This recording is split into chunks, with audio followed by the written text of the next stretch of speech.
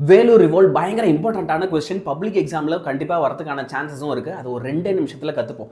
முதல்ல இந்த கொஸ்டின் எழுதும்போது நீங்கள் ஞாபகம் வச்சுக்க வேண்டியது ஃபஸ்ட்டு வீரபாண்டிய கட்டபொம்மன், அதுக்கப்புறம் மருது பிரதர்ஸ். 1799 வீரபாண்டிய கட்டபொம்மன், மருது பிரதர்ஸில் 1801 இவங்கெல்லாம் சப்ரஸ் ஆனாங்க அப்படின்னு எழுதணும்.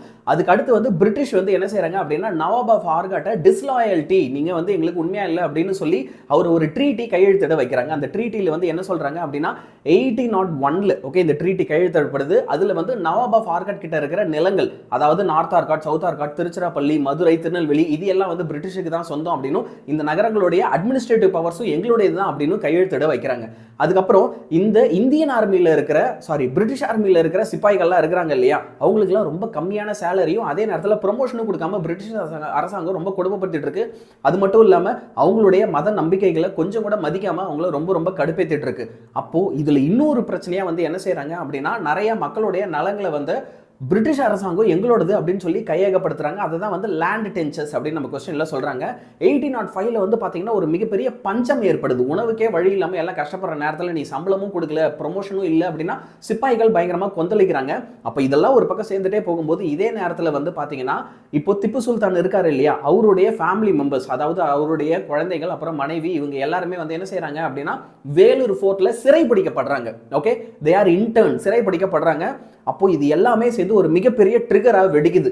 அப்போ இந்த ட்ரிகர் பாயிண்ட் என்ன அப்படின்னு பாத்தீங்கன்னா, commander in chief sir John Cradock என்ன சொல்றாரு அப்படின்னா, அவ்வளவுதான், இதுக்கப்புறம் யாருமே உங்க மத அடையாளங்கள், திருநூறு வைக்கிறது, குங்குமம் வைக்கிறது, அப்படின்லாம் கையில காப்பு கட்டுறது, இந்த மாதிரி விஷயங்களை நீங்க பண்ணக்கூடாது. உங்க மத அடையாளங்கள் எதையுமே நீங்க ஃபாலோ பண்ணக்கூடாது அப்படின்னு ஒரு ரூல் கொண்டு வர்றாரு. காதுல நீங்க கம்மல் கூட போடக்கூடாது அப்படின்றாரு.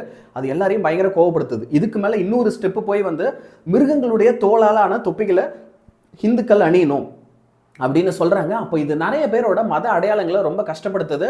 அப்போ ஜூலை 10, 1806 காலையில் ஓகே என்ன ஆகுது அப்படின்னா, கன்ஸ் எல்லாம் பாத்தீங்க அப்படின்னா இந்த வேலூர் ஃபோர்ட்ல டப்பு டப்பு டப்பு டப்புன்னு சுடுற சத்தங்கள் கேட்குது. அதுல கொலோனல் ஃபேன்காட், அதாவது அவரு தான் 23rd ரெஜிமெண்ட்ல இருந்தவர், அவர் முதல்ல கொல்லப்படுறாரு. அதுக்கு அடுத்து பாத்தீங்கன்னா கொலர்னல் மெர்கஸ், அவரும் 23rd ரெஜிமெண்ட்ல இருந்தவர், அவரும் கொல்லப்படுறாரு. அப்புறம் major Armstrong who was passing the fort heard the sound of firing, அவர் இந்த சத்தங்கள்லாம் கேட்கறத கவனிக்கிறாரு. அப்போ இதை பத்தி அவரு கேட்கறதுக்காக என்ன அங்க சத்தம் கேட்குதுன்னு விசாரிக்க போறதுக்காக அப்போ அவரையுமே இந்தியன் சிப்பாய்ஸ் எல்லாருமே சுட்டு கொல்றாங்க. அப்போ அதுல லெப்டினன்ட் எலி அண்ட் லெப்டினன்ட் போகாம் இவங்கெல்லாம் கொல்லப்பட்டவங்க. இவங்கெல்லாம் யாருன்னு பாத்தீங்கன்னா மெஜஸ்டி, அதாவது அந்த ராணியுடைய, பிரிட்டிஷ் ராணியுடைய டைரக்ட் சர்வீஸ்ல இருந்தவங்க. இந்த பாயிண்ட் எல்லாம் எழுதுன அப்படின்னா 8 மார்க் உனக்கு நிச்சயமா கிடைக்கும், டவுட்டே கிடையாது.